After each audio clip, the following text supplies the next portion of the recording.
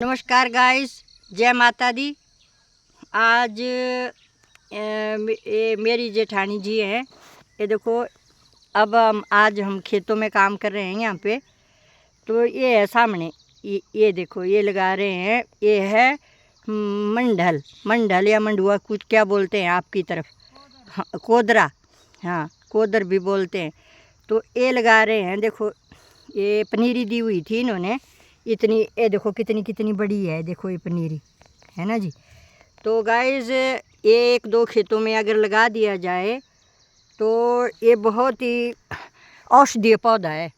ये यानी कि अनाज जो है बहुत औषधीय है। इससे, इसको खाने से पता क्या होता है, ये डायबिटीज़ नहीं होती, कंट्रोल में आ जाती है। और बीपी नहीं बढ़ता, बीपी कंट्रोल में आता है। और भी भूख नहीं लगती, मतलब बोलने का, सवेरे खा लें हम एक रोटी ना, तो शाम तक हम काम करते रहें खेतों में, पर हमें भूख नहीं लगेगी।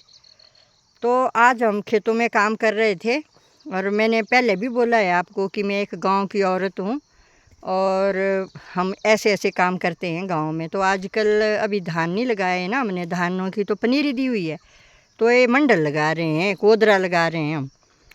तो जब ये पकेगा, बड़ा होगा, इसमें कोदरा लगेगा, तब दिखाऊंगी कि कैसा होता है और क्या होता है। आज तो मैं आपको ऐसे ही बता रही हूँ कि आपको भी लगाना चाहिए। आप गांव की औरतें हैं, आपको भी ये काम करना चाहिए। बहुत महंगा है, यानी कि कितना लाए थी दीदी है?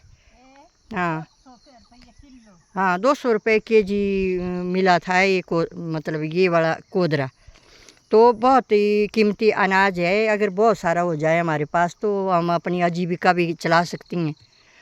ये यानी थोड़ा सा अपने लिए रख दिया और थोड़ा बेच दिया, तो हमारे जो काम है, मतलब जो हमारे आजीविका है, वो भी इससे चल पड़ सकती है।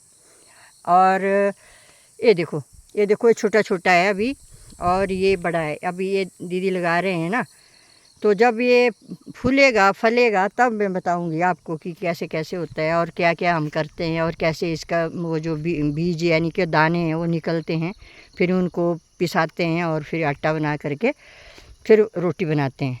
और हमारी दादी माँ और हमारी सासू माँ कहा करती थी कि पुराने ज़माने में मंडली होता था बहुत ज़्यादा।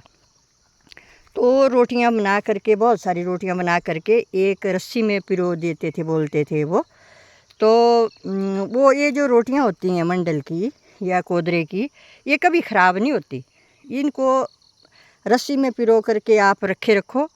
पुराने ज़माने के लोग जो थे वो ऐसा करते थे, जो हमारे दादी माँ और सासू माँ हुआ करती थी ना, जो हमारे पूर्वज थे, तो वो करते थे ऐसा। अब तो इस दुनिया में है नहीं बेचारे, पर उन्होंने बताया है हमें कि हम ऐसा करते थे।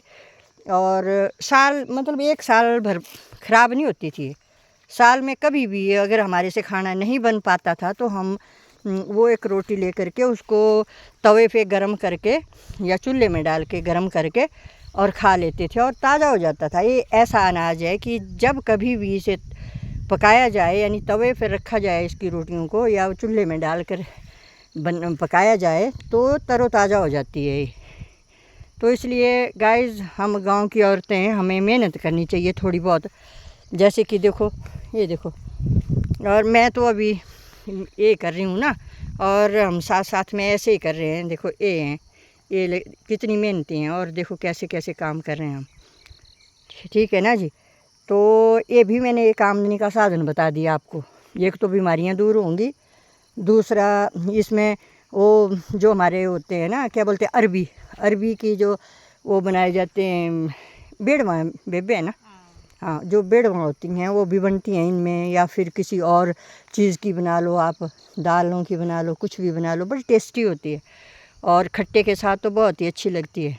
ठीक है ना जी। लस्सी के साथ, खट्टे के साथ हम खेतों में काम करते थे ना जी जब, तो हमारी सासू माँ जो थी वो ऐसी रोटियां बना करके हमें भेजती थे, और हम बड़े प्यार से खेत पे यहाँ बैठ करके, ये जो होती है ना, ये बाड़ी सी लगी होती है हमारे खेतों के दूसरे, मंडेर जिसे हम बोलते हैं, तो ऐसी मंडेर पर बैठ करके हम खाना खाते थे, और बहुत ही स्वाद लगती थी वो खेतों में आकर के खाना।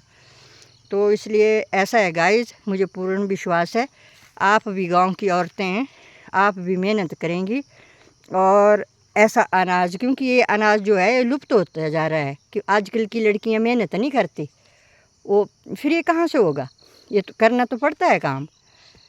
तो ऐसा है गाइस, इसके वैल्यू भी बहुत ज़्यादा है और है भी अच्छा। तो आपके लिए मैंने बता दिया कि आमदनी का साधन भी है और सेहत के लिए भी अच्छा है। अपने परिवार को भी खिलाओ, अपने आप भी खुद खाओ और बीमारियों से बचे रहो।